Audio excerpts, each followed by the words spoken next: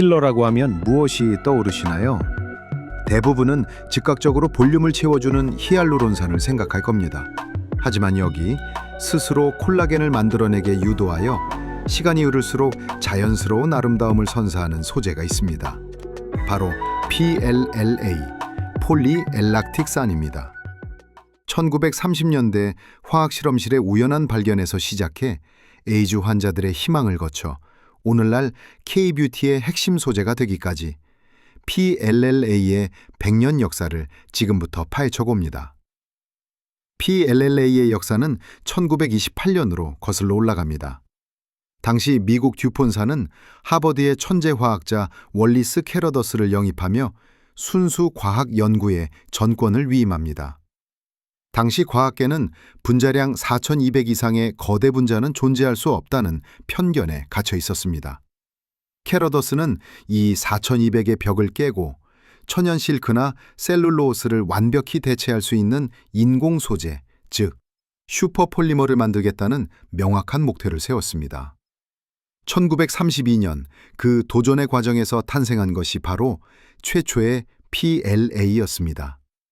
이는 단순히 실험 중 발견된 부산물이 아니라 인류가 자연의 구조를 모방하고 뛰어넘으려 했던 치밀한 설계의 결과였습니다. 비록 당시엔 습기에 약해 나일론에 밀려났지만 이 실험은 훗날 인체의 일부가 되는 생체 재료 시대를 연 위대한 첫걸음이 되었습니다. 1960년대 과학자들은 이 소재의 놀라운 특징에 주목합니다. 바로 체내에서 완전히 사라진다는 점이었죠.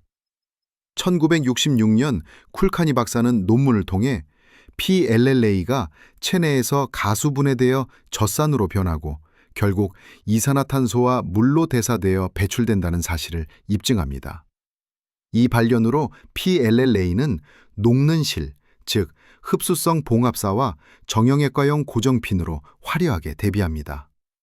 인체에 무해하다는 학술적 신뢰가 쌓인 순간이었습니다.